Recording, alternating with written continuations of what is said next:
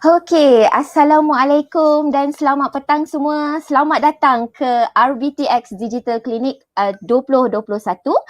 Saya Fana, saya akan menjadi host anda untuk episod pertama bagi Petroscience RBTX Digital Clinic bagi tahun 2021. Tahniah saya ucapkan kepada yang berjaya mendaftarkan diri ke episod yang pertama untuk edisi kali ini. Untuk yang tidak berjaya, jangan risau, anda masih boleh menyaksikan rakaman yang sama di platform media sosial kami di Facebook ataupun di YouTube nanti.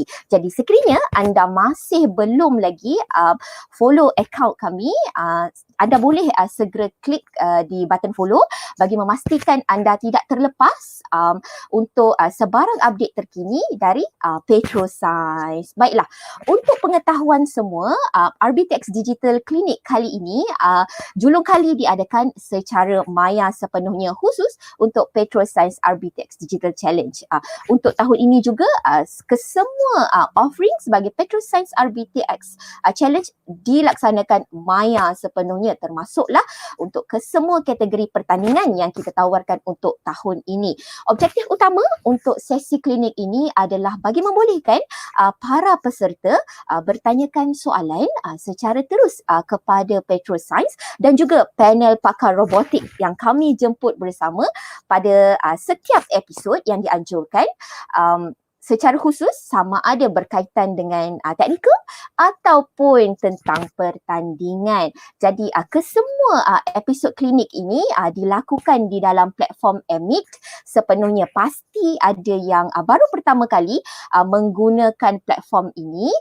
Jadi saya akan memberitahu sedikit sebanyak bagaimana anda boleh menggunakan platform ini. Okey, jadi saya akan kongsikan skrin saya supaya anda semua boleh tengok.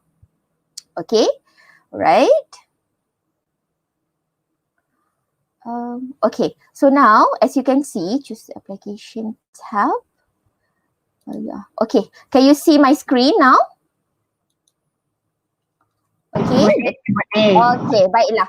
Di bahagian kanan kita ada ruangan chat yang mana anda boleh masukkan sebarang komen berkenaan dengan pandangan anda ataupun nak berchatting dengan pasukan kami. Okey, sekiranya anda mempunyai sebarang soalan sambil kita laksanakan klinik ini, anda boleh juga letakkan di ruangan Q&A. Okey, sekiranya anda ingin bertanyakan soalan secara terus, ialah kadang-kadang kata-kata tidak boleh menggambarkan apa yang anda ingin sampaikan, anda boleh angkat tangan. Okey, kita akan jemput anda on stage supaya anda boleh terus bertanyakan soalan kepada Petroscience ataupun panel pakar kami. Okey, saya harap itu jelas sebagai sebagai satu panduan untuk anda semua. Okey, jadi kita akan menggunakan platform Meet ini untuk kesemua episod RBTX Digital Clinic untuk tahun ini. Okey, adakah anda sudah bersedia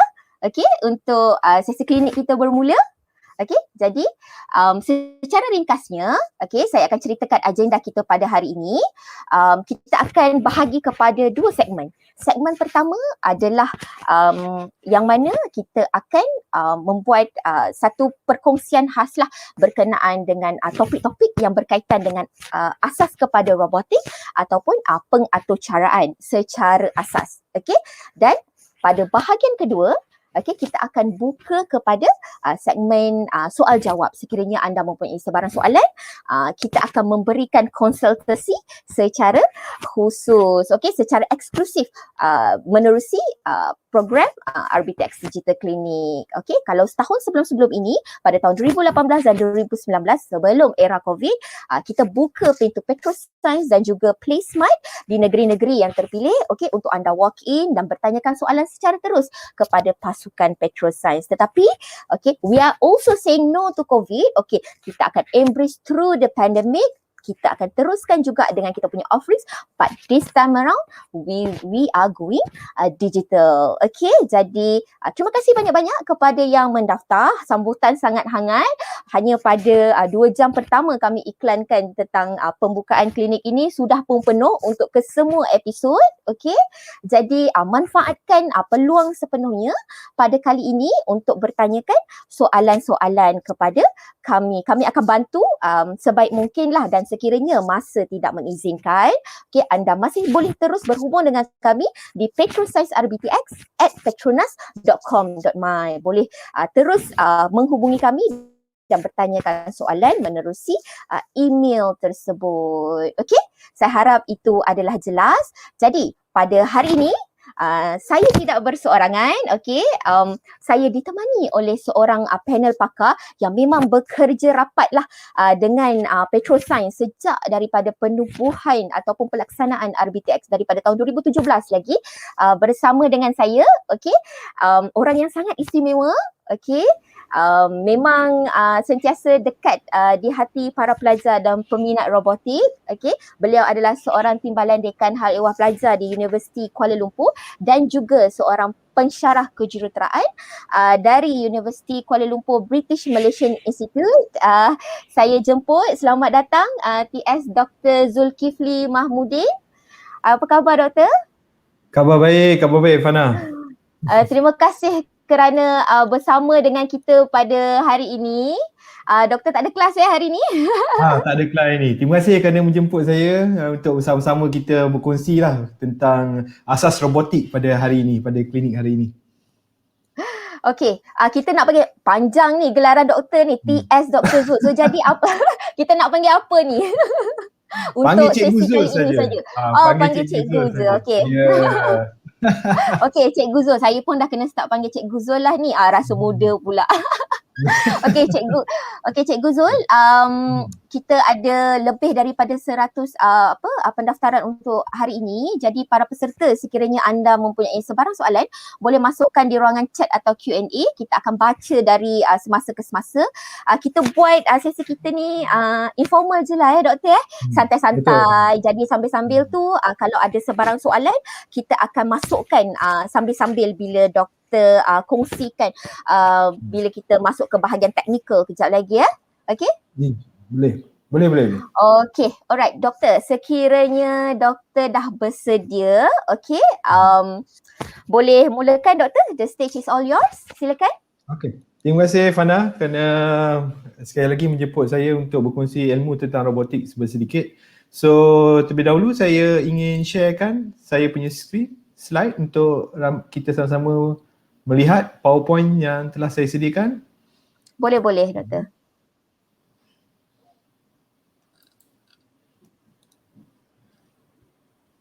Okay, alright. Okay, so selamat datang semua adik-adik. Saya tengok ada cikgu-cikgu juga yang ada juga ibu bapa yang hadir pada klinik kita yang pertama ini bersama Petroscience. So terima kasih kepada Petroscience kerana menganjurkan kita boleh anggap satu ekosistem yang lengkap lah. Ada pertandingan, ada juga klinik yang diadakan untuk sama-sama kita berkongsi ilmu dan juga menaikkan martabat robotics di Malaysia ni. Okay, so pada kali ini saya akan berkongsi apa yang saya tahu tentang robotics. Saya pun di dalam bidang kejuruteraan dan dia ada di depan saya ni. Saya rasa adik-adik semua pun amat berminat dengan robotics, sangat mungkin ada yang bercita-cita pun ingin menjadi jurutera, menjadi engineer dan sebagainya. Okay, so hari ini kita akan belajar asas mengenai robotics. So kita menganggap nota-nota ni kita akan menganggap adik-adik semua, cikgu-cikgu ataupun ibu bapa yang ada, kita perkukuhkan asas kita saja. Pada mana yang dah memang pakar, mungkin kita boleh sama-sama berkongsi ilmu, okay, dengan apa yang sebenarnya itu robotics. Okay, kita akan melihat sedikit tentang introduction sikit pada robotics. Lepas tu apakah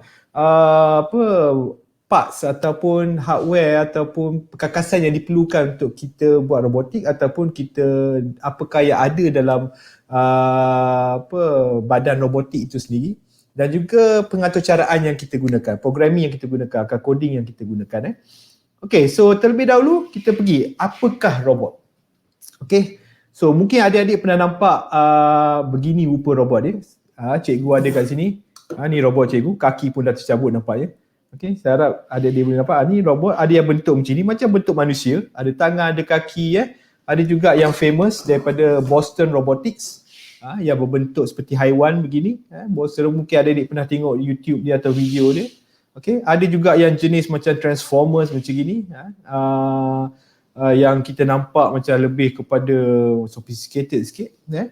Ada juga robot yang begini, Wall-E. Cikgu pun ada Wall-E kat sini. Ada Wall-E bersama dengan cikgu. So Wall-E ada yang maknanya dia punya, kalau kita tengok ada tangan tapi pergerakan ni menggunakan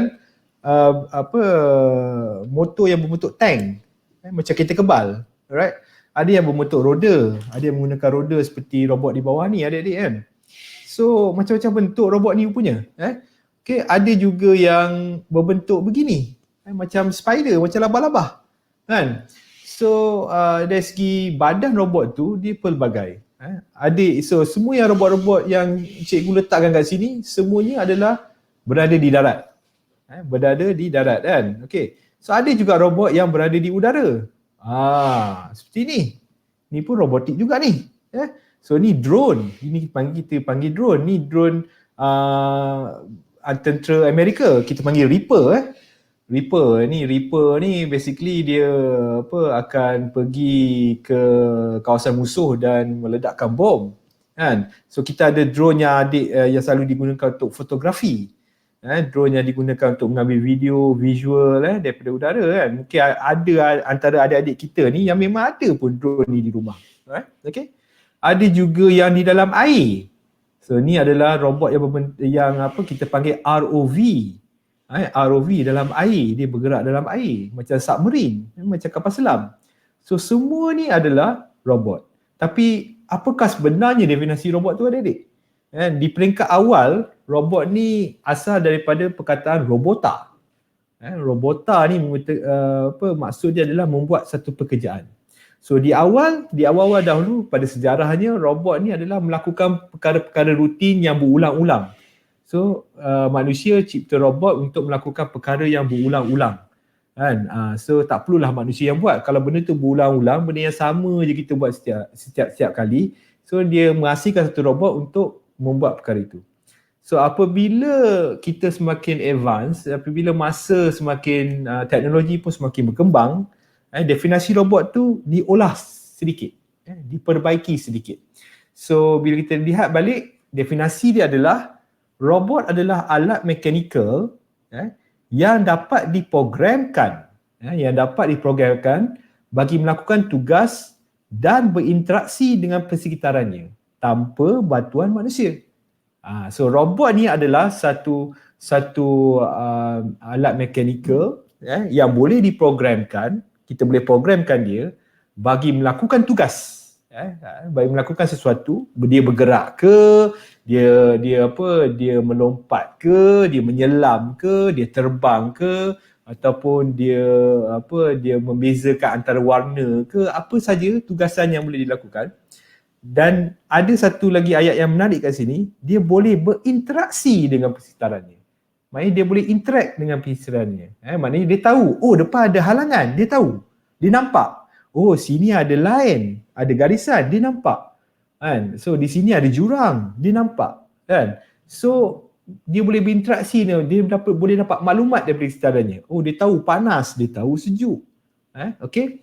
Tanpa bantuan manusia. Kita tak perlu beritahu dia, kita tak perlu cakap dengan dia.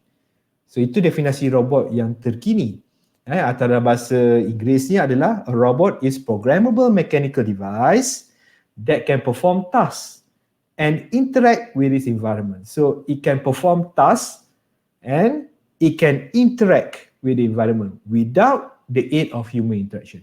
So dengan definisi ini, cuba adik-adik fikir. Adakah kereta remote control adik-adik kat rumah tu adalah robot? Kereta remote control, kereta kawalan jauh, kereta yang boleh adik-adik kawal pakai kawalan jauh tu, adakah ia robot?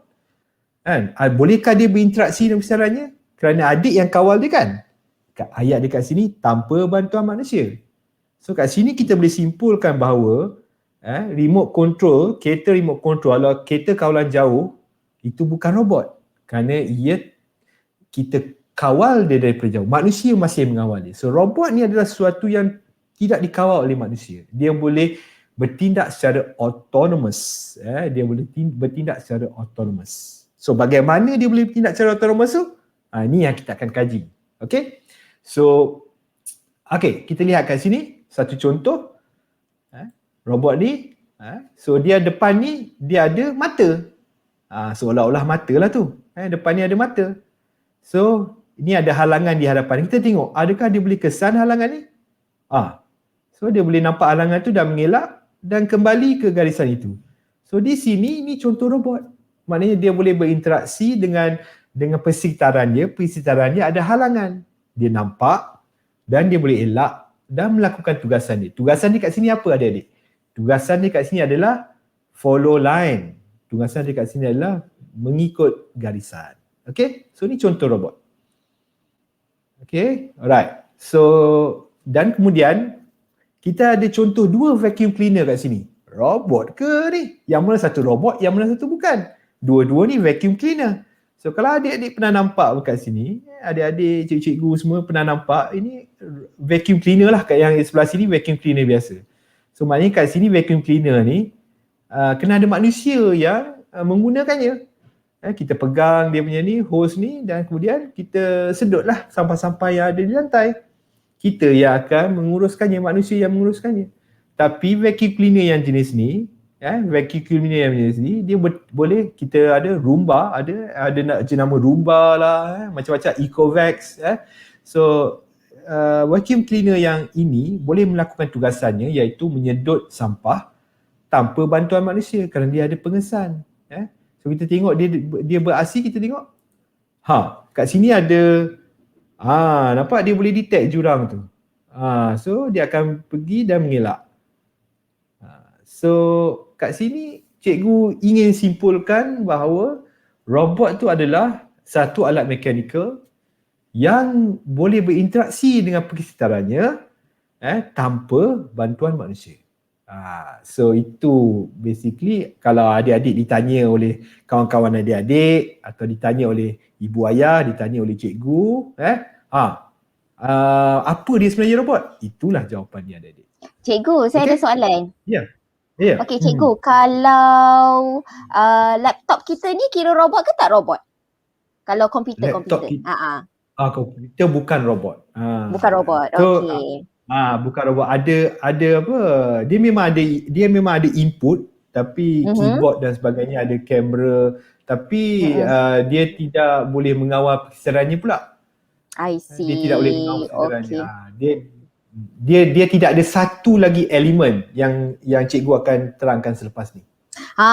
Okey, saya baru nak tanya tu bila bila cikgu cakap input, output, okey. Nanti kita akan belajar tentang tu nanti kan kejap lagi. Ya betul. Okey. Alright. Okey. Alright. So terima kasih untuk soalan tu. Okey, so kita bergerak. Okey. Bila kita nak fahamkan tentang apa dia yang ada pada robot ni, kita baru cakap pasal definisi. Kita baru cakap tentang robot boleh berinteraksi dengan persekitarannya dan melakukan tugasan. Tapi bagaimana dia melakukan tugasan tu dan bagaimana dia berinteraksi dengan persekitaran dia? Itu persoalan dia. So suka cikgu nak gunakan analogi kat sini. Cuba kita ambil manusia. Manusia dengan robot ni kita tengok sebelah-sebelah ni, ada ciri-ciri yang sama lah. Ada ciri-ciri yang sama. So kalau kita tengok manusia, kita ada tangan, kaki, lepas tu kita ada panca indera. Betul tak adik? Kita ada panca indera. Kita guna mata untuk melihat, kita guna hidung untuk menghidu, kita guna lidah untuk merasa, kulit kita pun boleh merasa. Betul? Telinga untuk mendengar, kaki untuk berjalan, tangan untuk memegang dan sebagainya. So kita tengok robot ni juga mungkin ada persamaan dengan manusia, kita tengok. Okay? So yang pertama, kita highlightkan balik, robot adalah alat mekanik yang boleh diprogramkan untuk melakukan tugas, berinteraksi dengan persekitaran tanpa bantuan manusia. Kita tengok. Okay, so suka cikgu nak bandingkan di sini. Yang pertama, manusia ada badan. Robot pun ada badan. Dia ada body, ada frame. Okay. Manusia ada panca indera, sensor. Sense, kita boleh sense, we can sense our environment dengan mata, dengan telinga dan sebagainya. Robot pun boleh sense tapi menggunakan sensor. Dan manusia bergerak menggunakan kaki dan sebagainya. Tapi untuk kaki bergerak, apa yang perlu? Kena ada otot, muscle yang menggerakkan kaki kita. So di robot kita ada actuator. Actuator ni apa adik-adik? Actuator ni motor. Motor, pakcik ada motor kat sini. Pakcik pula. Cikgu. Dah tua pun boleh panggil pakcik pun. Tapi kita guna cikgu lah kat sini. Ni motor. So kalau manusia menggunakan otot, robot menggunakan motor. Kan? Macam kita tengok Wall-E kat sini. Wall-E pun ada motor-motor dalam ni. Ada motor-motor dalam ni untuk dia bergerak. Okay. So ada juga gripper. Robot pun kadang-kadang ada gripper, seolah macam tangan. Tapi apa yang menggerakkan gripper ni? Motor juga. Okay. So kalau kita ada kaki, kita ada tangan, masa kita ada motor, kita ada mata, kita ada telinga, tapi mampu tak kita berjalan? Boleh tak? Masih boleh tak kita berjalan? Kita ada kaki, kita ada tangan, kita ada mata, kita boleh jalan tak? Ada satu lagi organ yang paling penting yang akan membantu kita untuk mengatur cara semuanya. So apakah dia adik-adik? So mungkin boleh kongsi kat ruangan chat sana kan. Apa yang organ yang paling penting sekali yang boleh kata orang tu merancang, menggunakan maklumat untuk kemudian mengarahkan supaya kita bergerak. Apa dia? Jawapannya adalah kita punya otak, brain. Brain kita ni adalah kita punya controller. So robot pun sama juga. So robot tadi dia boleh mengesan persekitarannya menggunakan sensor. Itu input menggunakan sensor. Kemudian dia boleh melakukan kerja menggunakan motor. Manusia melakukan kerja menggunakan otot. Ini menggunakan motor. Tapi semua benda ni mesti dikawal, mesti diatur cara, mesti di-planningkan, mesti dirancang. Siapakah yang melakukan perancangan ni semua? Dilakukan oleh controller. So inilah yang kita panggil pengawal, microcontroller. So mungkin ada soalan kat situ? Ada soalan? Cikgu, ya ada soalan. Ya. Okey, mesin basuh robot kan walaupun tak ada mata, telinga, hidung, organ-organ tu. Macam mana tu? Soalan yang baik. Mesin basuh, okey. Ada orang berpendapat dia ada, maknanya dia ada sensor ke? Kita terbayang kejap mesin basuh ni. Mari kita bayangkan mesin basuh ni. Dia ada sensor ke? Kita letakkan baju, yang mesin basuh yang terkini, cikgu tak tengok yang mesin basuh lama ni. Cikgu tengok yang mesin basuh terkini. Dia ada semi auto dia panggil. So maknanya kita masukkan baju, dia akan timbang berat baju kita. Kemudian secara otomatis dia akan masukkan air berdasarkan berat baju kita. Kalau berat baju kita, kalau baju sikit je beratnya rendah, airnya pun sikit je dimasukkan, sekadar mencukupi. So kat situ adik-adik nampak, dia akan menimbang berat baju. Maklumat ni dihantar ke mana? Maklumat berat baju tadi dihantar ke microcontroller, ke controller. Controller akan membuat calculation, pengiraan. Okey, kalau baju berat ni, air kena banyak ni. So dimasukkan air pada kadarnya. So air yang dimasukkan juga akan di sensor tu akan mengira berat air tu nanti.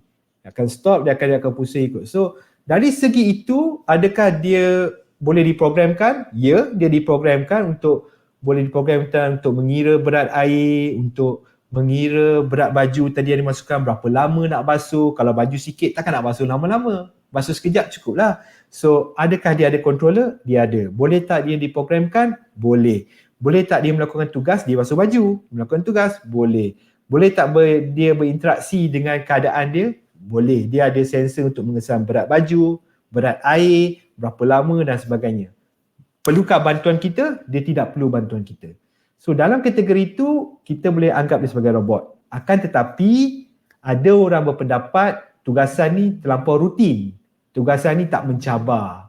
So ada juga orang yang berpendapat bahawa washing machine ni belum lagi robot kerana dia buat kerja yang mudah. Ada orang yang mengklasifikasikan robot ni kena melakukan kerja yang susah.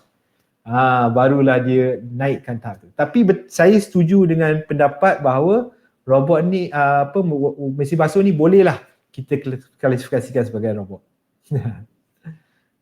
Boleh Okay, ke? thank you cikgu. Rasa dah menjawab dah tu. Okay. Oh, tapi kita dekat ruangan chat ni ada bagi jawapan. Macam mana pula dengan heart, jantung? Kalau dekat robot tu jantung tu kat mana, cikgu? Oh, robot jantung. Okay. Jantung di badan manusia, jantung ni adalah untuk mengalirkan darah.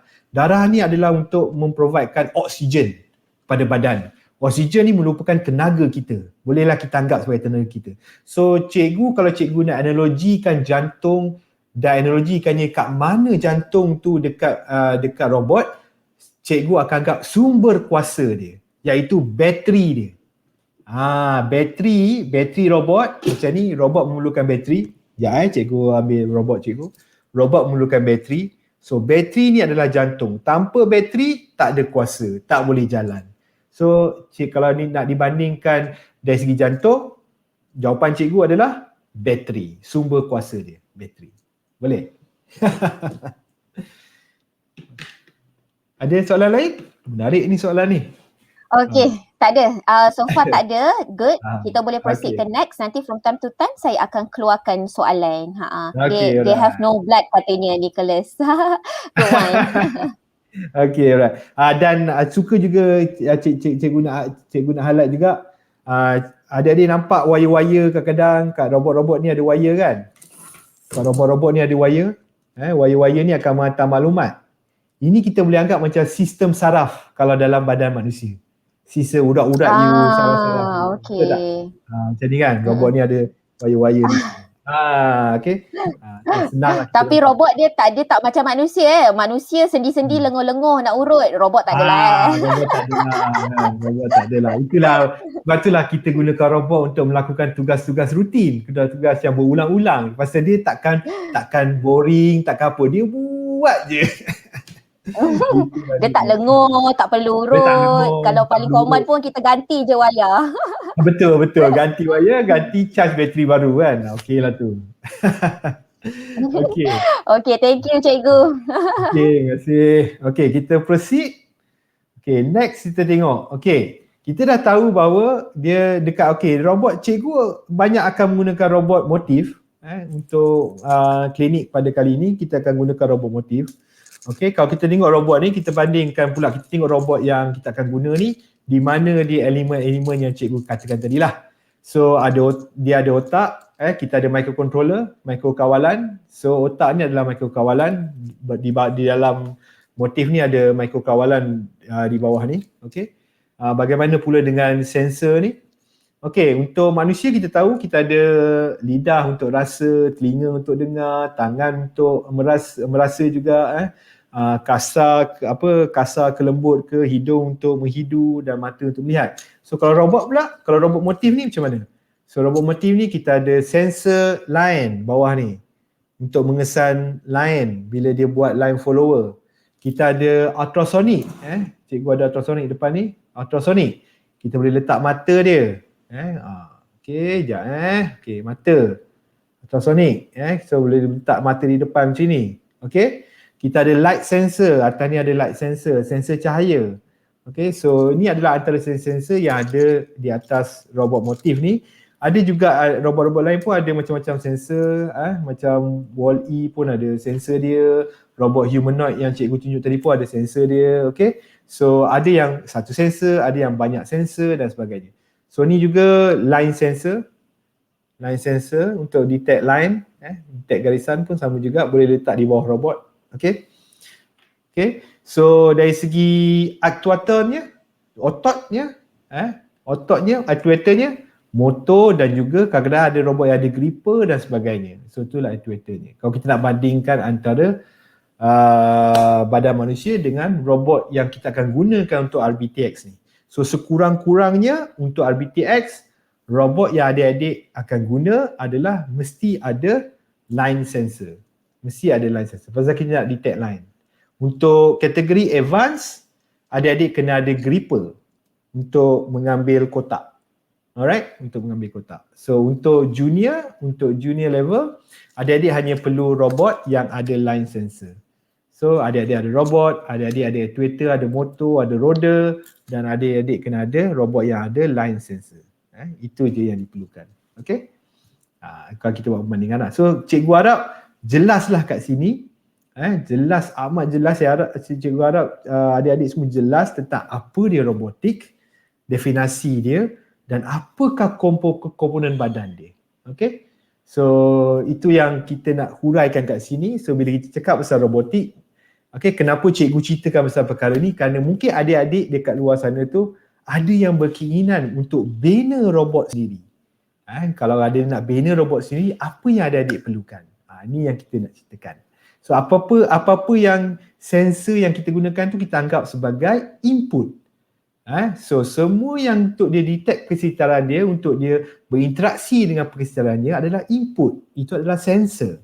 Kemudian maklumat-maklumat kesedaran ni daripada sensor-sensor ni akan dihantar ke controller. Yang mana controller, brain kita ni akan memproses. Kemudian hasil dia tadi akan dia mengarahkan atau dia akan kontrol pula output dalam bentuk actuator. Motor kiri, motor kanan, gripper dan sebagainya.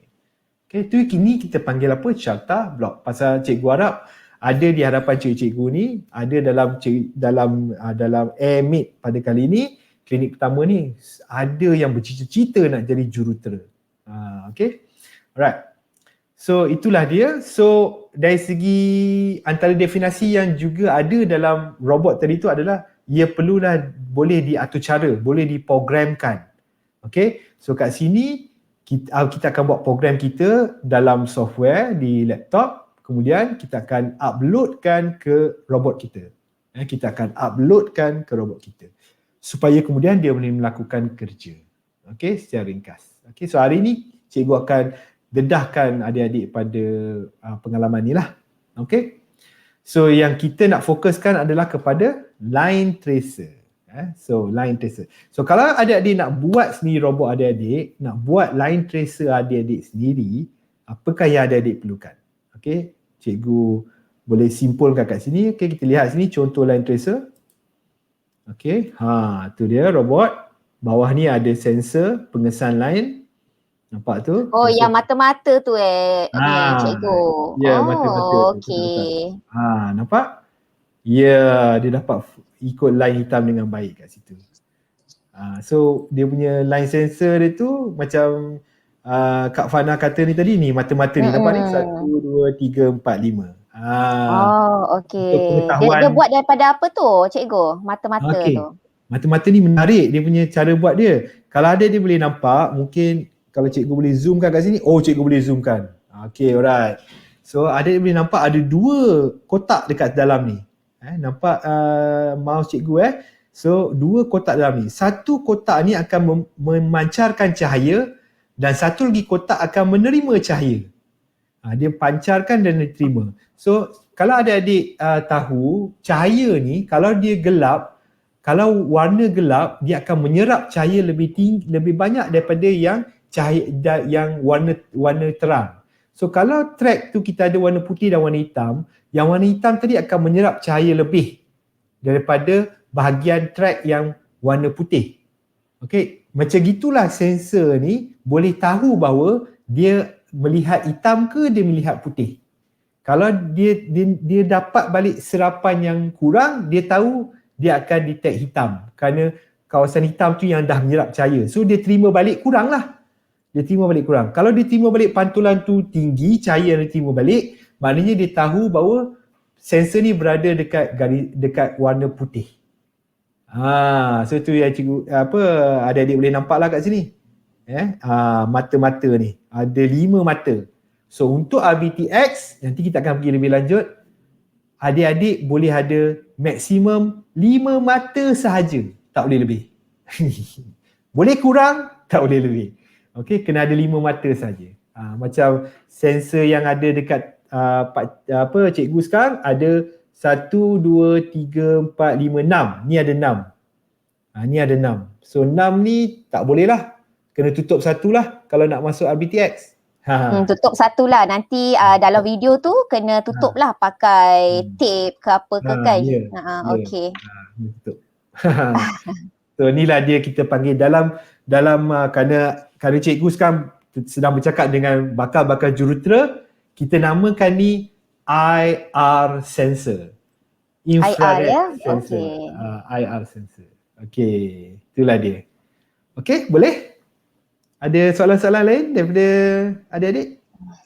Ada daripada Tai Zeng Chuan. Okay, dia kata we have to buy this. This is so expensive. Tidak adik, it's not it's not expensive. Do we have to buy it? Okay, kita tak paksa. Okay, you can also use the existing robot that you have in hand, or if you don't have at all, okay, let me tell you, this robot that we also sell in our gift shop, Petroscience gift shop, it's only cost around 520 ringgit, not inclusive of the postage.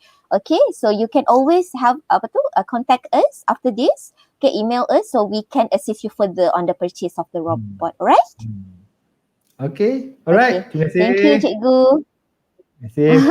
Like alien dia cakap the eyes tu. Okay, if you want to basically to build your own robot, kalau adik-adik nak bina robot adik-adik sendiri, inilah dia komponen yang perlu ada. This is the component that you should have or should buy. Alright, so you need the frame, you need the body, you perlukan badan you. Okay, kemudian you need the motor. Alright, you need the motor. Okay, and then you need the controller, the brain, and you need the sensor. Adik-adik perlukan sensor. So kena ada badan, kemudian badan tu kenalah ada motor, dah ada controller, dah ada sensor. Okay, so adik-adik sebenarnya boleh bina robot adik-adik sini. Macam contoh ni, ada orang bina sendiri, nampak ni, dia gunakan perspec, dia ada line sensor kat depan ni, ada controller, ada controller, mungkin cikgu boleh gunakan mouse cikgu, nampaknya hilang okay, tak apa. Hilang mouse cikgu ni. Sekejap kita tengok mana mouse cikgu pergi okay, dah ada balik. Nampak dia main sunyi-sunyi dengan cikgu Okay. Tapi maknanya organ-organ yang cikgu cakap lebih awal tadi tu, yang dia punya muscle, dia punya brain, semua tu kena ada lah kalau kita bina daripada scratch ni nampaknya kan? Scratch. So kat sini kita boleh nampak Kak Fana, badan dia, frame dia. Badan dia. Okay. Ni otak dia, controller dia. Nampak? So ni dia punya actuator, motor dia depan ni. Lepas tu ni dia punya sensor pengesan cahaya dia. Pengesan garisan. Ni bersama juga pengesan garisan. Dia punya motor dia di bawah ni bersama roda.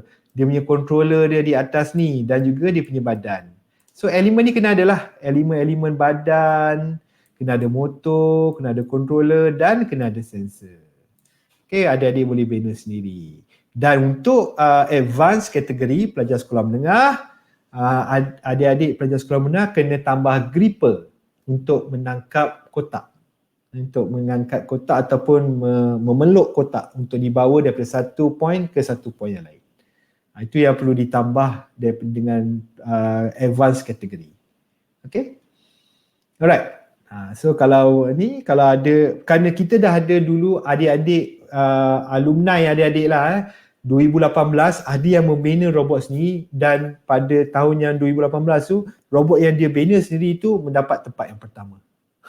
Okay, tu antara sejarah Petroscience yang kita banggakan lah. Jadi tidaklah semestinya robot yang dah siap tu yang confirm boleh menang dan juara lah. Maknanya orang tu sendiri mesti ada kemahiran dan juga semangat lah untuk belajar dan terus belajar lah sehingga berjaya kan cikgu kan? Betul Kak Fana, betul. Memang betul. Money is not everything guys. Okay, so itulah dari segi awalannya, apakah itu robot, seperti yang cikgu highlight awal-awal tadi, asas cikgu nak kita semua ada satu asas yang sama. Bila cikgu kata sensor, adik-adik faham, sensor yang ni, ini adalah input. Bila cikgu kata actuator, actuator adalah output. kan. So bila cikgu kata microcontroller, adik-adik tahu ni otak dia, controller dia. Kena programkan, dan kena upload ke dalam controller tu arahan-arahan kita. Barulah dia boleh buat kerja. Kalau kita tak bagi arahan, macam mana dia nak buat kerja? Kan? Okay, so itu adalah harapan fasa segmen pertama tadi. Segmen kita mengenali apakah itu robot. Okay, so dah selesai yang tu, kita akan pergi ke yang seterusnya. Boleh kita pergi yang seterusnya, Kak Fana? Boleh, silakan. Boleh? Okay. Boleh. Okay, so kita pergi ke robot yang cikgu gunalah, iaitu motif. Dengan sekejap je lah. Okay, so apa yang cikgu guna adalah robot motif depan ni. Okay, so apa yang kita perlu untuk kita tengok sikit macam mana nak atur cara bagi RBTX ni. Dia perlukan laptop, robot. Okay, dalam contoh ni cikgu gunakan motif dan juga software lah. M-Block software. So robot yang adik-adik guna, dia akan memerlukan software untuk kita hantar arahan kepada dia. Okay, so untuk robot motif kita akan gunakan M-Block software. Okay, kalau adik-adik pernah guna Lego pun ada software dia kan? Ada software dia sendiri. Okay, so mari kita tengok coding M-Block 5 dengan motif.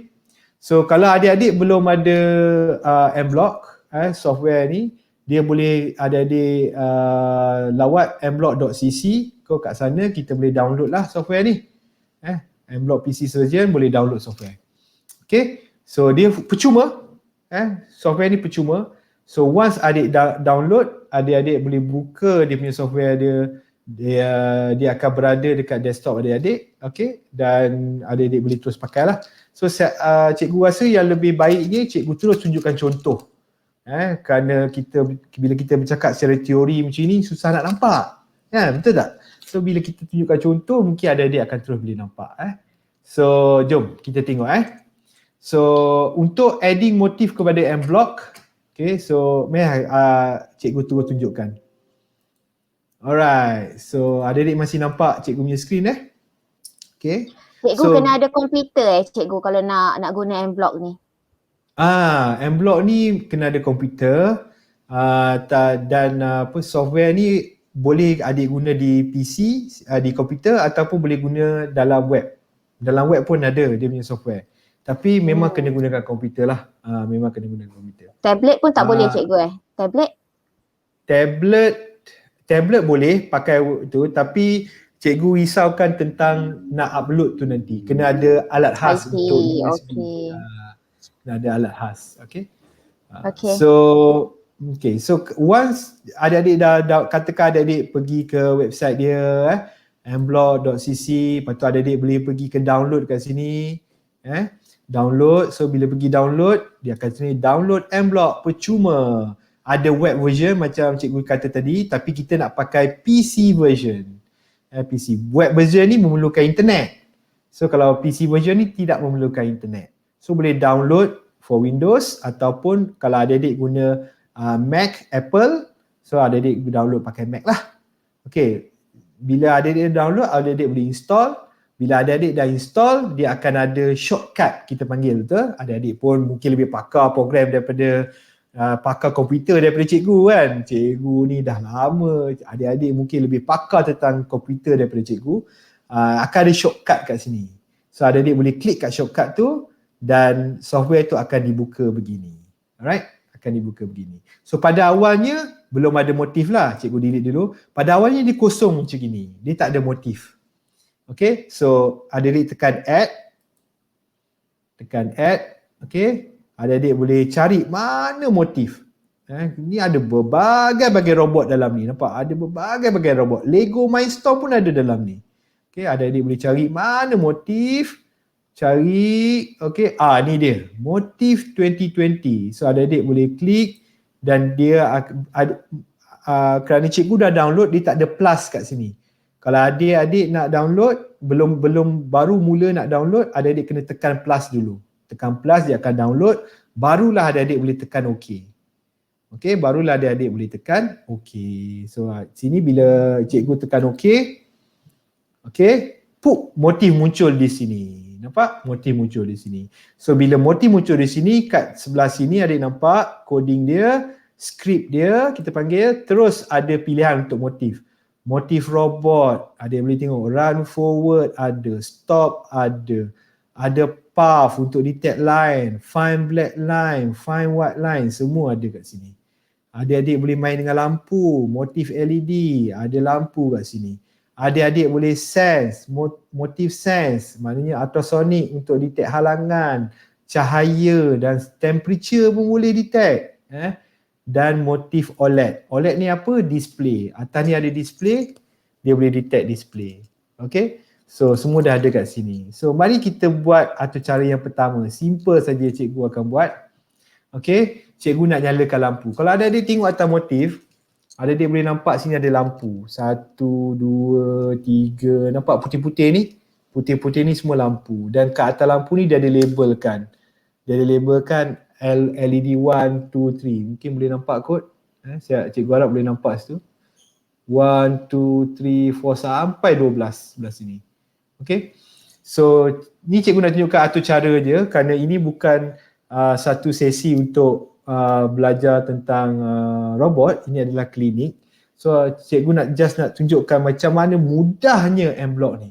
Kerana objektif kita adalah objektif cikgu nak adik-adik jangan takut dengan robot, susah ni, mahal ni, susah. Itu yang kita nak cuba apa kata orang tu, sharekan ilmu, mengatakan bahawa ini mudah, boleh dibelajar dengan cepat dan juga tidak memerlukan kos yang tinggi.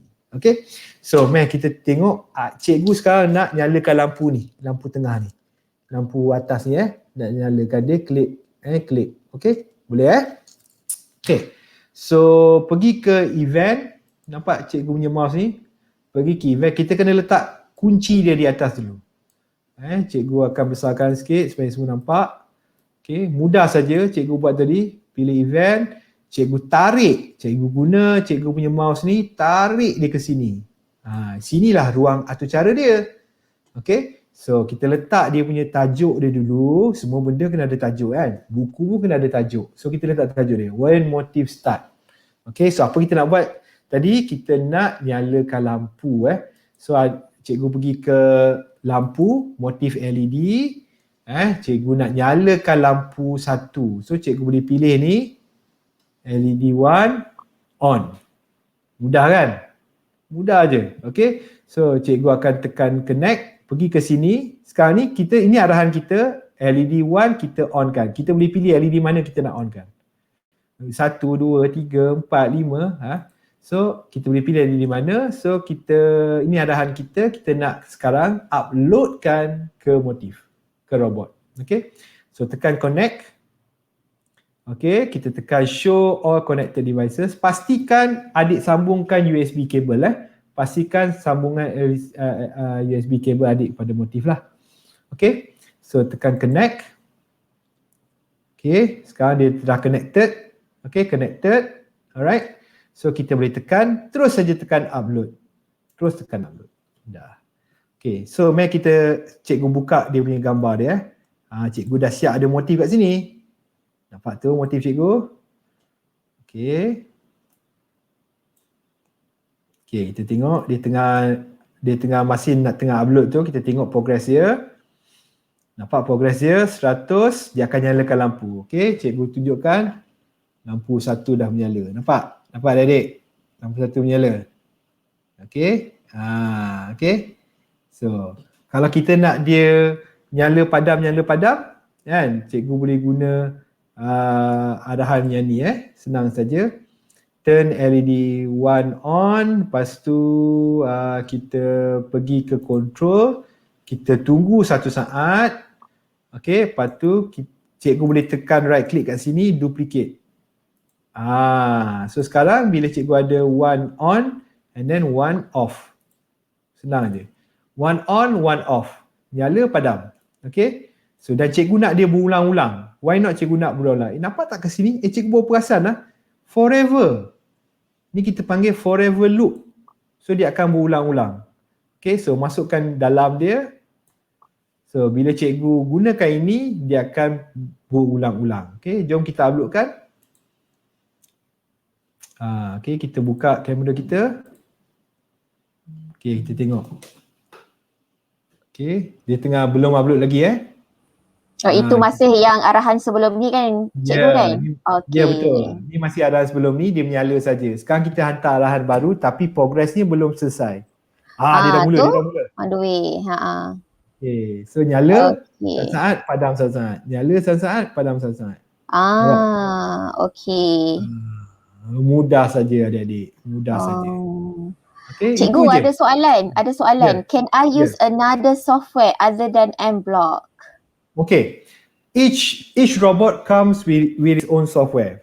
Or if you want to build your own robot, basically you will have to decide on the software to code.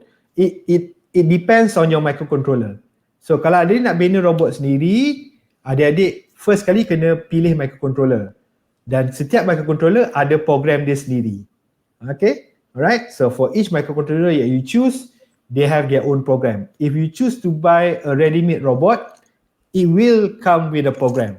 For example, Lego, it comes with a Lego program. For Motif, it comes with M-Block.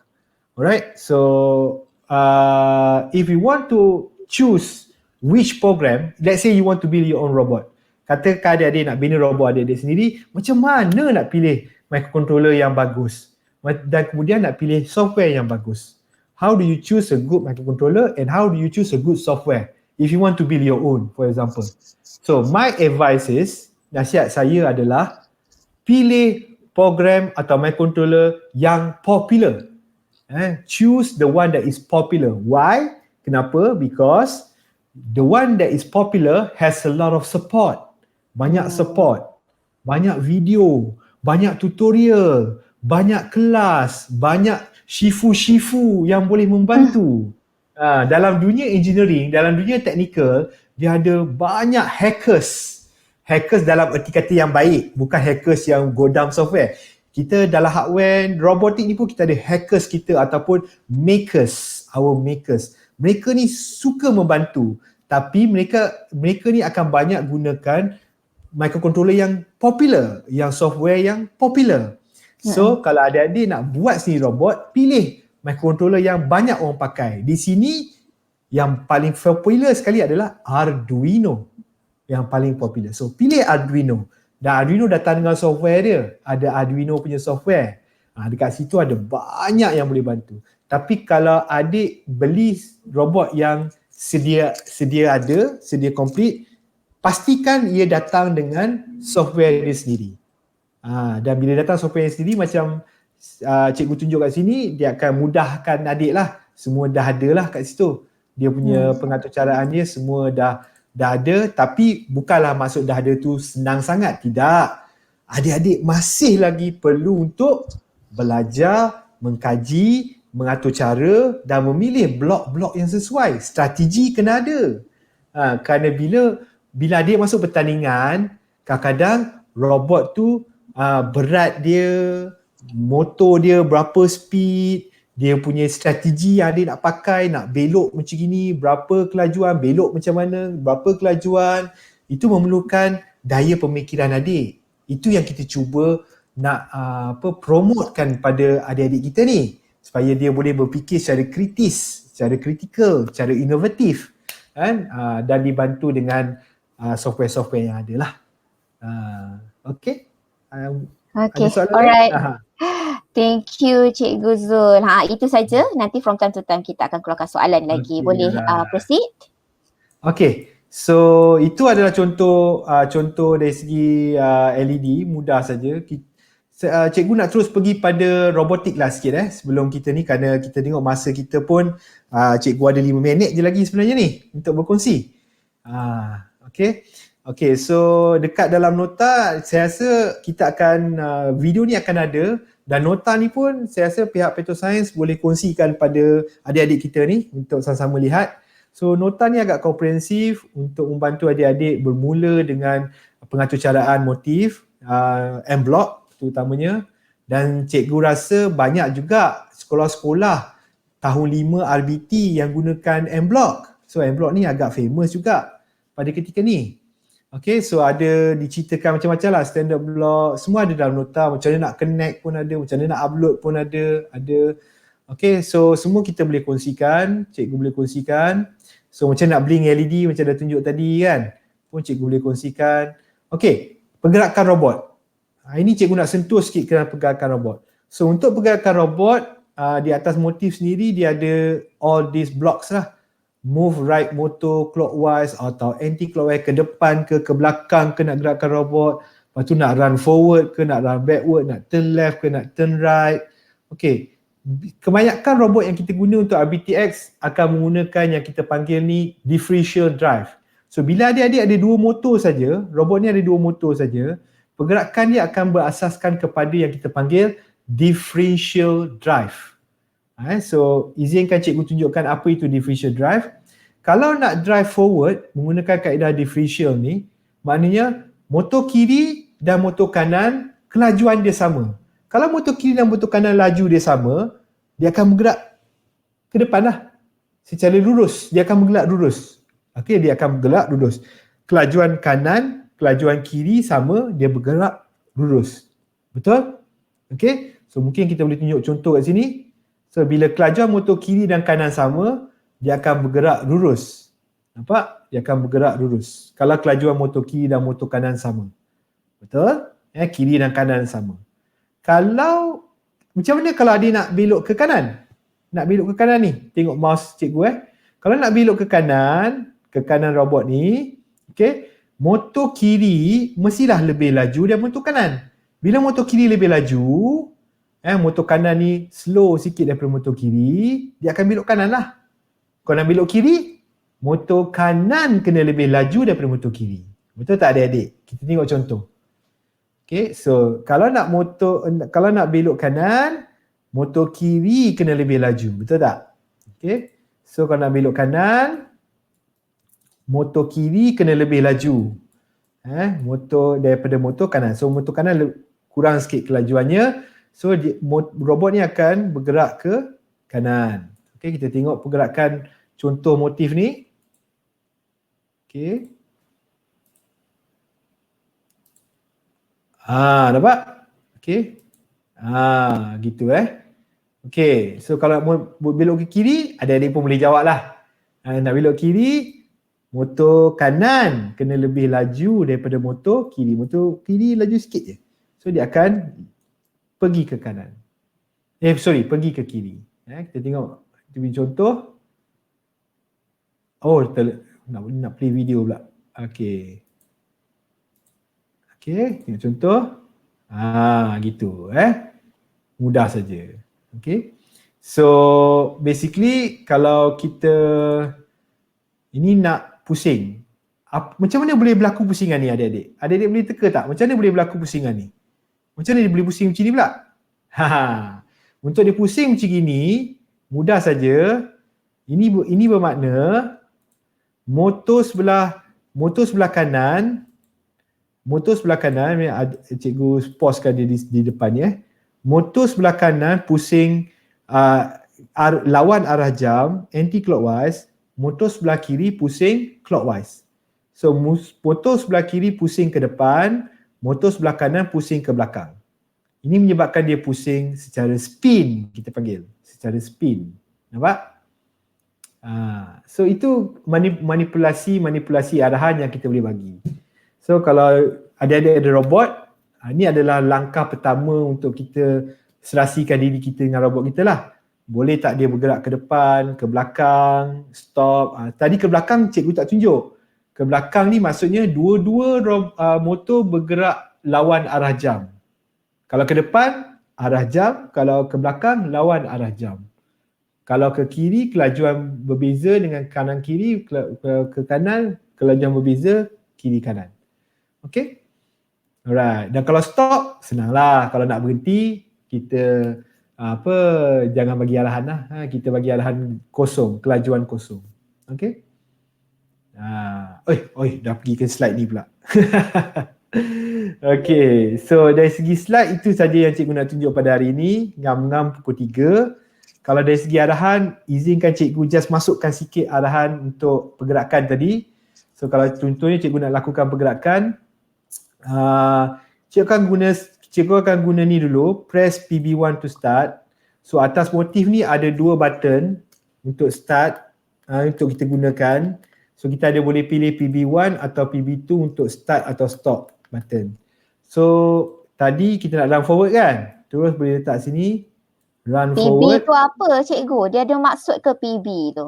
PB, okey, terima kasih Kak Fana. PB, kadang-kadang cikgu ni kadang-kadang terlupa kadang-kadang abbreviation, kita panggil ni abbreviation kita panggil singkatan. Singkatan. So PB tu adalah singkatan untuk push button. Push button ya. Okey. Button yang kita boleh push. Okey, boleh pilih push button 1 atau push button 2. So kat sini adik-adik boleh set run forward, adik-adik nak speed berapa. Speed ni maksima dia adalah 255 adik-adik Maksimum dia 25. So adik-adik boleh letak 255 maksimum. Ini kelajuan tertinggi. Suka cerita cikgu nak ingatkan sebelum kita pergi lebih jauh dalam pertandingan, cikgu suka highlightkan satu nasihat daripada rakan cikgu, Amy Mechatronics. Alright, dia kata kalau masuk pertandingan ni ingat kelajuan membunuh. Alamak, takutnya. Kelajuan membunuh. So di peringkat awal tu adik-adik gunakan kelajuan yang sederhana. 100 boleh lah, 100. Separuh kan, hampir separuh. Kurang daripada separuh pun 100 ni. Kerana 255 tu kelajuan dia, laju adik-adik. Tak terkejar adik-adik nanti. Okay, so mulakan dengan kelajuan yang rendah, 100 ni okey. Kemudian kalau adik-adik dah yakin, naikkan. Macam ini contohnya run forward, right motor. Katakan adik nak dia berjalan selama 1 saat, boleh terus pilih control. Dekat control ni tulis wait for 1 second. So wait for 1 second dia akan bergerak dengan kelajuan 100, right motor, left motor 100. Berapa lama dia nak gerak tu? 1 saat. Lepas 1 saat kita suruh dia apa? Kita suruh dia stop. Okay, katakan adik nak belok kiri katakan. Adik nak belok kiri. Boleh tak adik-adik beritahu cikgu macam mana speed ni? Katakan adik nak belok kiri. Kalau nak belok kiri, motor kanan kena lebih tinggi daripada motor kiri, betul? So kalau nak belok kiri, kita rendahkan motor kiri ni. Jadikan 80. Ini adalah pergerakan ke kiri. Kan? Kalau nak pergi kanan, 80 dan motor kiri kena 100. Inilah maksud cikgu tadi, kawal kelajuan. Inilah differential drive. Kalau adik-adik nak spin, ada dia punya arahan khusus. Spin left atau spin right. So cikgu, tadi kelajuan 100 kan? Cikgu turunkan daripada 255. Kenapa 255 tu? 255 tu soalan tu agak teknikal Kak Fana. Soalan tu agak teknikal. So itu cikgu akan simpan jawapan dia untuk klinik yang akan datang. Alamak, kena tunggulah ni. Ya, kena untuk klinik yang akan datang. Kerana 255 tu melibatkan pengiraan matematik sikit dari segi pertukaran daripada analog dan digital. Itu kita so cukup pada ketika ini nilai yang adik-adik boleh letak dalam ni adalah daripada kosong, maksudnya tidak bergerak langsung. Nilai yang adik boleh letak dalam ni adalah kosong, bermula daripada kosong, dan nilai maksima yang adik-adik boleh letak kat sini adalah 255. Okay. Dan adik-adik ingat 255 ni 100% kelajuan. Kosong tu kosong kelajuan. So kalau 100 tu dalam 40% daripada kelajuan. Okey. Kena ada strategi lah juga bila kita pilih tu kan. Okey. Ya, betul. Cikgu ada soalan daripada Nicholas. Can I use microbit because my school uses it? Yes, sure. You can use microbit. So the controller will be microbit. And you can, I think microbit comes with a recommended robot, right? Or you can use microbit on its own and then build your own robot. You can, no problem. As long as if you want to use the microbit program, then you have to use if you want to use the microbit controller, then you will have to use the microbit program. I'm not sure about the line sensor for microbit, but I think they do have a line sensor option. Maybe something like this, a line sensor option for microbit. So you need to check. You need to check on that. All right. But I do know that microbit has its own robot. Okay. Hope that answer your question tadi, Nicholas. Okay. So ada lagi soalan daripada Ashiki. Bagaimana kita nak bagi arahan untuk robot bergerak dari satu tower ke tower yang lain? Okay, adik Ashikin. Untuk ini adalah saya rasa untuk Robot Tracer Advance. Yang ni kita akan cover dalam episod 5 dan episod 6 nanti. Jadi harapnya boleh bersabar dan kita tunggulah. Okay, setiap episod adalah kita akan cover mengikut turutan supaya kita pastikan kesemua para peserta mendapat the level of knowledge itulah yang sama daripada basic sehinggalah ke eventually you get to program your robot for the competition. Okay? I would just like to add on that. Saya nak tambah sikit. Okay, silakan cikgu. Untuk Advance, untuk bergerak daripada tower ke tower, ia masih menggunakan line following. So maknanya daripada pergerakan daripada tower ke tower tu adalah follow line lah. So sama je dengan junior. So kita akan masuk follow line ni minggu klinik kedua. Kalau tak silap saya, klinik kedua kita akan masuk ke follow line. Betul. Klinik kedua. So konsepnya sama, dia punya arahannya akan sama dengan junior. Bezanya dengan pergerakan dari tower ke tower melibatkan line following. So sama macam junior. Beza Advance adalah gripper saja. So itu, dan strategi dia jauh lebih tinggi lah Advance. Strategi macam mana nak gerak, macam mana nak daripada tower ke tower tu, nama pun Advance kan. Strategi dia lebih tu. Tapi kalau untuk soalan pergerakan dari tower ke tower masih lagi follow line. Kalau boleh bersama kita dalam klinik yang kedua, cikgu rasa akan membantulah adik ni. Sebab basic dia masih lagi sama, cuma for the complexity part tu kita akan cover just for the Robot Tracer Advance, tapi dia punya basic dia tu yang masih lagi perlu dikuasai, kita dah cover lah daripada episod pertama. Jadi mohon stay tune, sentiasa menonton lah kita punya sesi klinik. Kalau tak dapat masuk pun dalam sesi tersebut, masih lagi boleh tonton rakaman yang kita akan publish dekat kita punya social media platform nantilah di Facebook ataupun YouTube.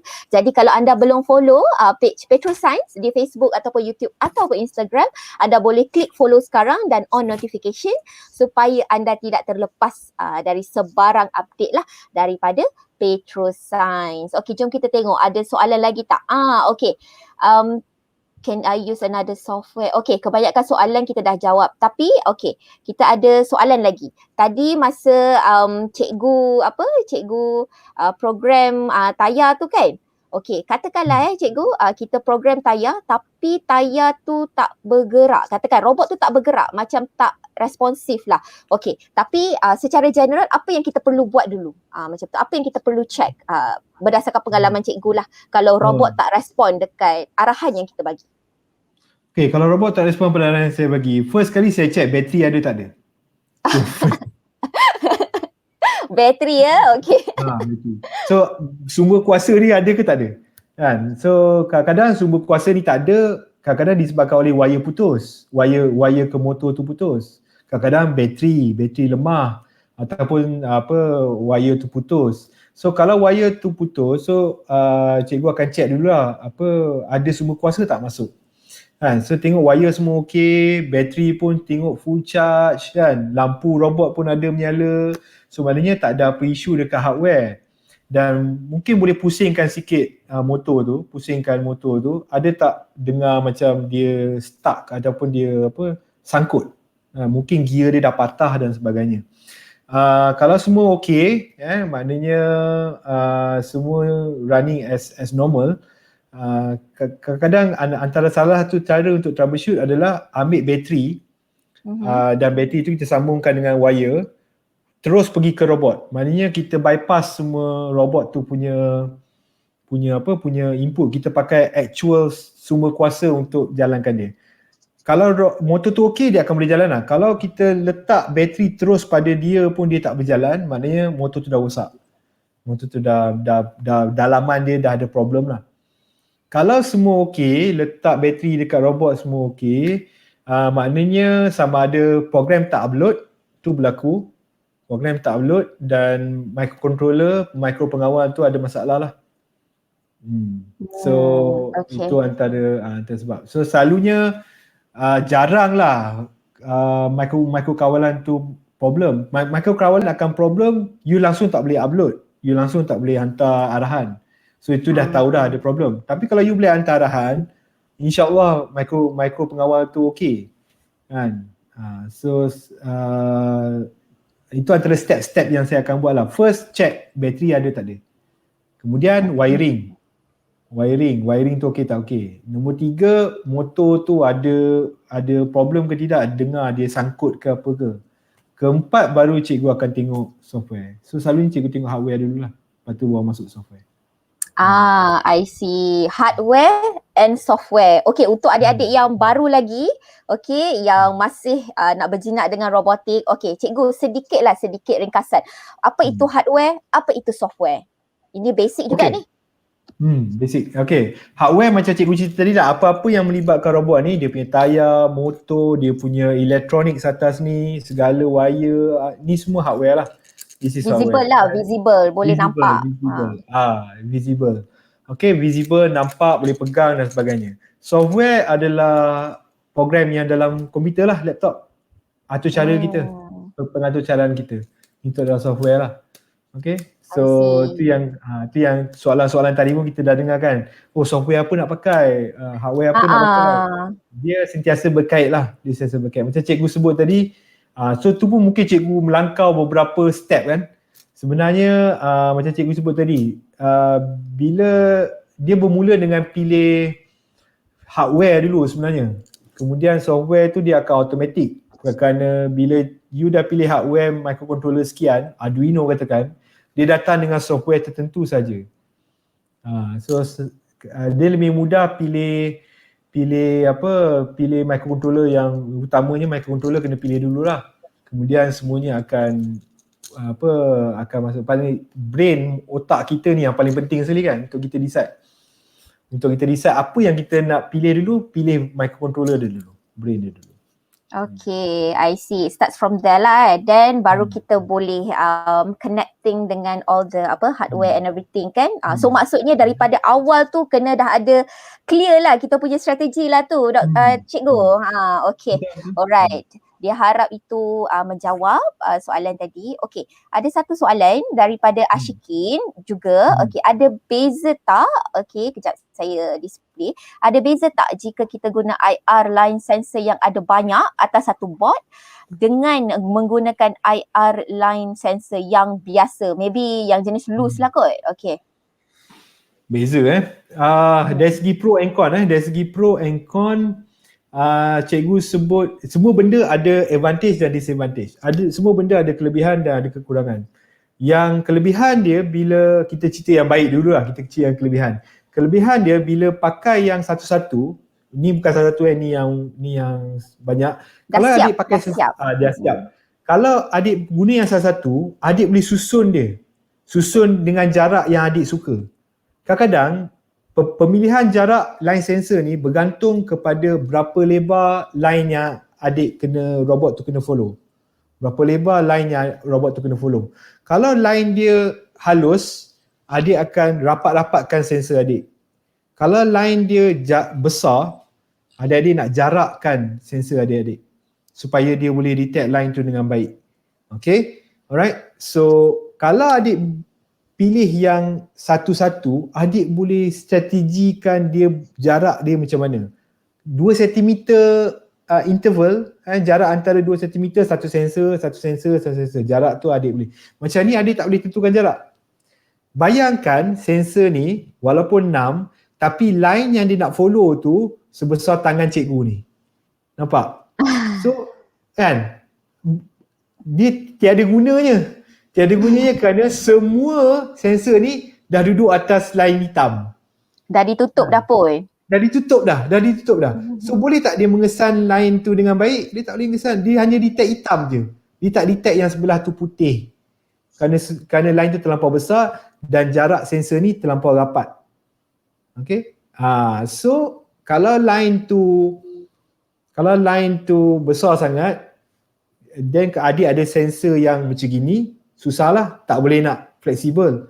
Kalau line tu kecil, then kita cerita pula advantage sensor yang macam ni. Sensor macam ni kan, dia dari segi hardware dia dah mudah, pasang wire terus, wire pun kuat minimal, dia pun kemas, betul, nanti tak adalah berselerak atas robot adik-adik. Dan dari segi codingnya, bila dia ada modul, kita panggil ni modul bila ada modul macam gini, dia akan datang dengan coding dia sendiri. So bila dia datang dengan coding dia sendiri, dia akan memudahkan adik mengatur cara. So kalau yang salah satu tu kadang-kadang dia tak ada coding bila nak digabungkan. Selalunya masalah kita, macam mana nak gabungkan contoh satu sensor, tapi ni I nak pakai 5 sensor. Macam mana nak gabungkan coding? Kat situ jadi macam alamak, pening lah. So bila modul dah memang 5 sensor macam ni atau 6 sensor macam ni, dia akan datang dengan contoh program. Dan contoh program tu dia akan mudah gunalah. So advantage ni akan kemas dan softwarenya akan diberi contoh mudah. Kalau yang pakai salah satu tadi, dia akan susah dari segi hardware, nak pasang wire pun banyak, nak susun, dan coding pun akan lebih susah. Tapi kalau line dia besar ke kecil ke apa, adik boleh customize. Adik boleh customizekan, boleh serasikan dengan kerja yang nak dilakukan. Okey. Thank you Cikgu Zul, diharap menjawab ya Ashikin soalan anda tadi. Okey, ada soalan. Kalau tadi hari ni kita menggunakan M-Block yang juga block based punya language. Okey, tadi pun cikgu ada mention tentang Arduino yang tu syntax. Okey. Tadi pun ada kawan kita tanya okey tentang penggunaan microbit pula. Okey, ada lagi satu yang famous cikgu, Raspberry Pi. Boleh ke pakai Raspberry Pi? Okey. Boleh. Raspberry Pi tu boleh, tapi cikgu boleh guna ayat overkill. Okay. Kita panggil dia overkill. Kerana Raspberry Pi ni adalah komputer. Dia bukan mikro pengawal biasa. Dia dah masuk kategori komputer. Bila komputer ni dia punya daya pemprosesannya lebih tinggi. Dia punya memory dia lebih tinggi. So seolah-olah katakan cikgu nak pergi beli ikan. Cikgu nak pergi pasar lah beli ikan kan. Cikgu ada Ferrari. Kan? Tapi cikgu juga ada Myvi. Kan? Sorry pengguna Myvi. Saya. Ni kita bandingkanlah. So boleh tak cikgu guna Ferrari pergi kedai?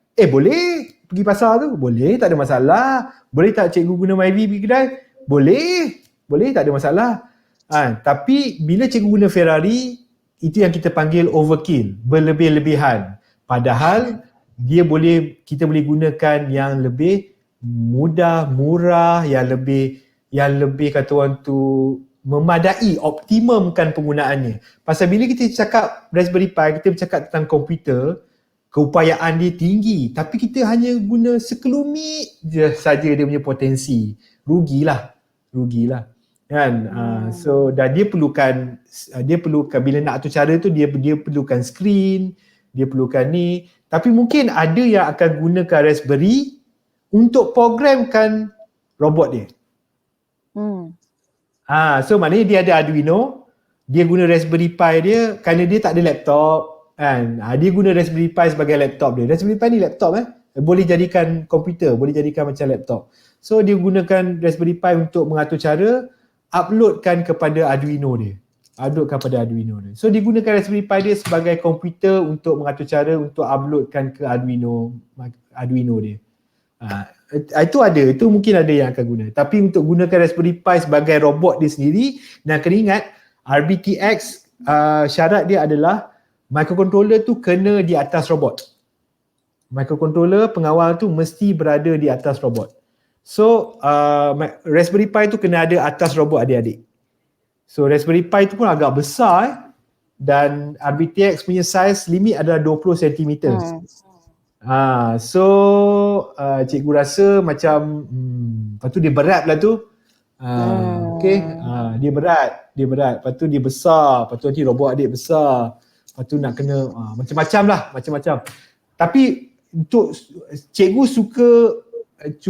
suka berkongsi ilmu. Cikgu tak boleh kata tak boleh pakai Raspberry Pi, tak boleh. Tak boleh. Tapi perumpamaannya macam cikgu katakan tadi. Boleh ke pergi pasar pakai Ferrari? Boleh. Tapi kalau dah boleh pakai Myvi, kenapa tak pakai Myvi saja? Kita optimumkan.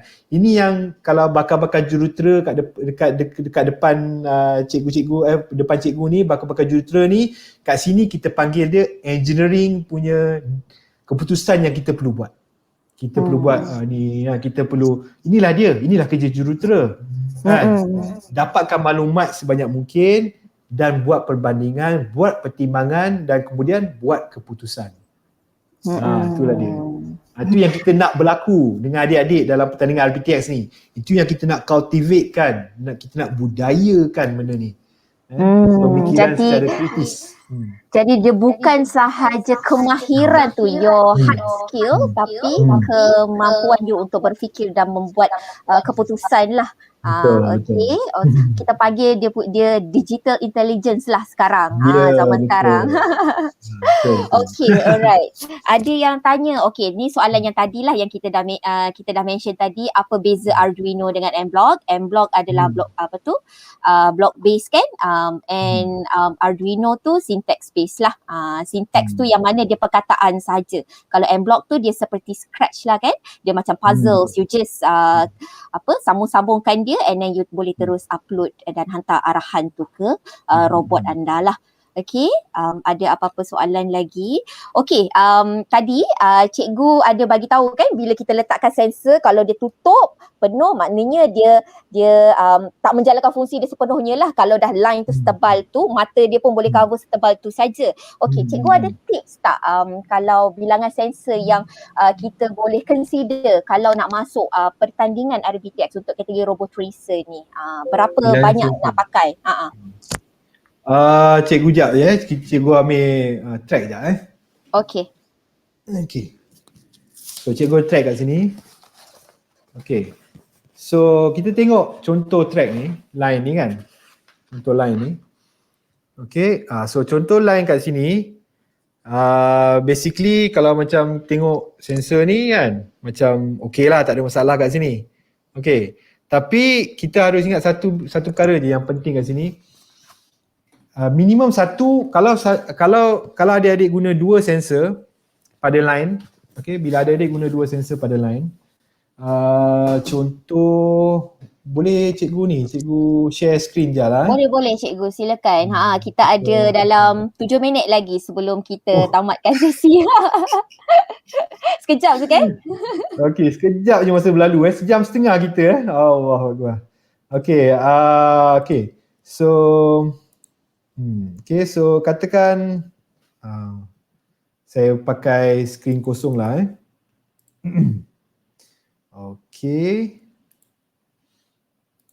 Okay, so bila kita ada line, ni line kita katakan. Okay, so adik pakai dua sensor, minimum katakan dua sensor. So ni sensor satu, ni sensor dua. Okay, ni sensor satu, sensor dua. So cara dia detect line adalah, kalau sensor satu ni detect hitam, sensor dua ni mesti dah dekat sini, betul? So, sensor satu detect hitam, ni line, sensor dua dah detect putih. So, maknanya dia tahu robot tu dah sengit ke arah kanan. Kan? So, dari segi program, kita akan balikkan dia sebelah kiri. Okay? So, itulah caranya dia bergerak di atas line. So, maknanya robot kita akan bergerak secara zigzag. Kalau sensor adik dua saja, dia akan bergerak macam ni. Okey, satu kena hitam, belok kiri. Dua kena hitam, belok kanan. Dia macam itulah. Dia jadi wavy macam ni. Kan? Kalau adik-adik dan masalah dengan dua sensor, kalau adik-adik jumpa persimpangan, kan? Kalau adik-adik cuma pakai dua sensor saja, bila detect persimpangan, kan? Adik-adik akan bermasalah sikit. Kerana dekat persimpangan ni, dia akan detect hitam, ini pun akan detect hitam, maknanya dia dah detect dua-dua atas line, dia tahu persimpangan T. Kan? Tapi lepas tu, nak belok kiri ke belok kanan, mungkin akan ada masalah sikit. Dan kalau, so dua ni cikgu walaupun minimum, tapi untuk dalam pertandingan RPTX kita ada banyak persimpangan, banyak angle persimpangan tu sendiri, angle yang begini kan. So kalau adik-adik jumpa angle yang sebegini rupa kan, dia bukan persimpangan T tapi dia angle. Tapi kalau sensor tu disusun dengan tak baik, mungkin ada pada satu ketika dua-dua akan duduk dekat hitam juga. So dia akan detect macam persimpangan juga. Masalah di sini. Okay, so minimum yang sensor yang adik kena pakai at least kena ada 3. At least kena ada 3. Kan? At least 3. Minimum lah ni.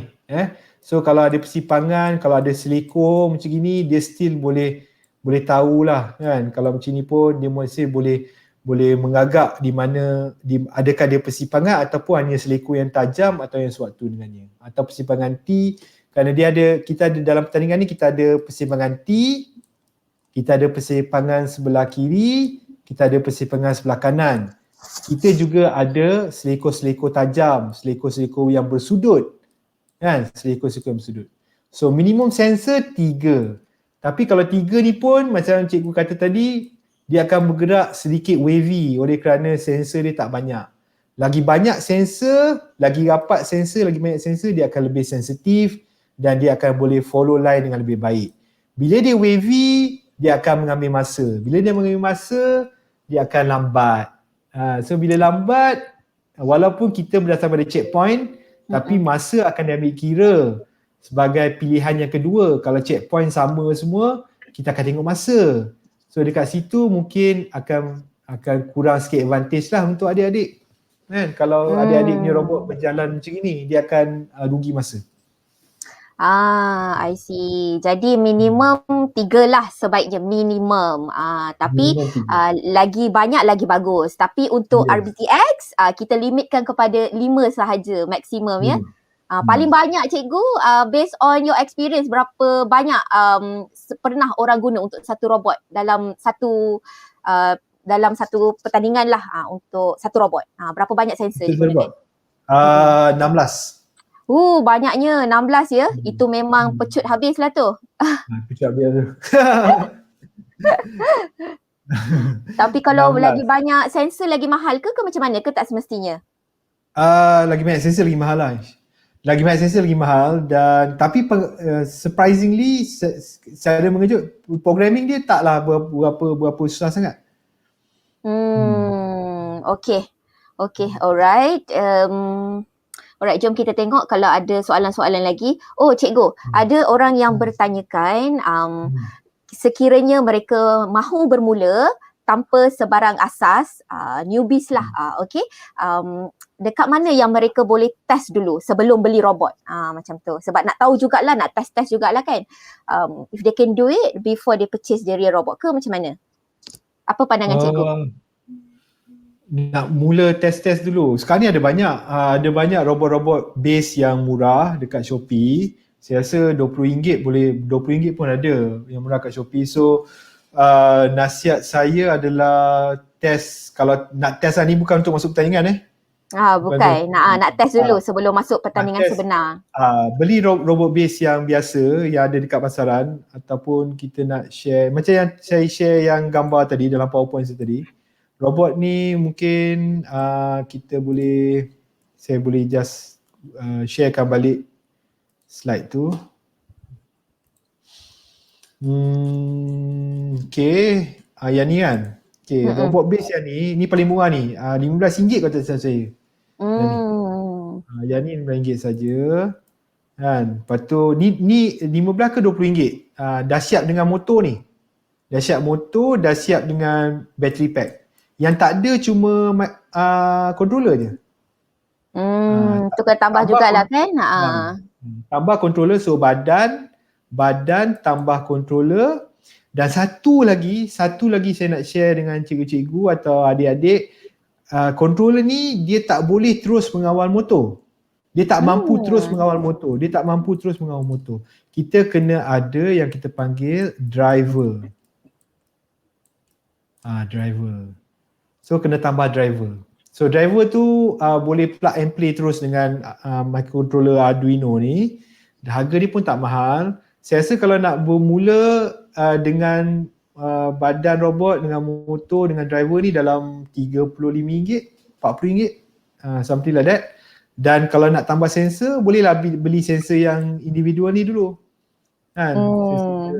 Sensor yang macam gini pun, saya rasa boleh dapat dalam RM20, something like that. Mampu milik lah Dr. Cikgu kan? Ya, macam mana? Mampu milik lah sebenarnya. Memang mampu milik. Kalau untuk mula belajar, kadang-kadang saya suka guna ayat, tak kenal maka tak cinta. So bila, definitely lah kan. So kalau takut mula-mula awal tu untuk kata orang tu invest dengan robot yang besar kan, so bolehlah pakai ni. Tapi macam banyak robot, macam robot motif ni, banyak robot-robot yang kat luar tu, kalau nak pilih robot, bukannya kita nak promote motif ni tapi kalau nak pilih robot yang educational, pilih yang tak telan dek zaman. Maksud saya dengan tak telan dek zaman tu maknanya dia bukan khusus untuk pertandingan je. Dia bukan cuma ada motor, lepas tu ada line sensor. Nanti rugi. Pilih yang ada fungsi-fungsi lain. Macam ni ada temperature sensor, ada humidity sensor, boleh upgrade kan dia. Dia tak ditelan dek zaman, boleh upgrade. Boleh letak Bluetooth, boleh letak ultrasonic. Lepas tu kita boleh cabut atas ni untuk buat projek inovasi. Ada display, ada joystick, ada real time clock, ada jam dalam ni. So macam-macam lah. Beli robot yang mampu untuk kita gunakan dia pada pelbagai benda lain. Jangan beli yang, kadang-kadang beli khusus untuk pertandingan, nanti lepas habis pertandingan, alamak macam mana nak buat ni kan. So beli yang tak lekang dek zaman, fleksibel, dan worth all the investment yang cikgu-cikgu atau adik-adik buat lah. Benda yang kita kena ingat lah. Okey, ada apa lagi ke Cikgu Zul? Macam ada soalan je ni. Soalan? Okey. Ada? Saya sedih. Okey, tak ada. So far semua dah berjawab. Terima kasih banyak Cikgu Zul bersama kita pada episod yang pertama. Diam tak diam dah 1 jam setengah pun kita bersama untuk episod kali ini. Jadi semoga kita berjumpa lagi di episod yang akan datang pada 25 Ogos nanti. Minggu depan tak ada ya semua. Kita akan bersambung pada 25 Ogos nanti. Okey. Saya berharap kesemua para pelajar serta peminat-peminat robotik semakin bersemangatlah untuk bertanding dan mempamerkan robot masing-masing pada PetroScience RBTX Challenge yang akan datang. Okey. Jangan lupa untuk hantar penyertaan anda sekiranya anda telah bersedia sebelum 15 September yang akan datang. Okey, dengan itu saya Fana mengundurkan diri untuk sesi kali ini. Terima kasih Cikgu Zul. Kita berjumpa lagi nanti di episod akan datang. Terima kasih kepada anda semua. Jaga diri, jaga SOP di mana saja anda berada. Sekiranya anda mempunyai sebarang soalan tambahan lagi yang ingin ditanyakan, okey, bolehlah terus email kepada kami di petrosciencerbtx@petronas.com.my. Dan sekiranya anda berminat untuk membeli robot motif seperti yang kita gunakan untuk sesi klinik ini, okey, juga boleh menghubungi kami di alamat email yang tertera seperti itu, petrosciencerbtx@petronas.com.my. Dengan itu kami mengundur diri. Terima kasih banyak-banyak. Jaga diri, jaga keluarga, kita jaga kita. Terima kasih. Assalamualaikum.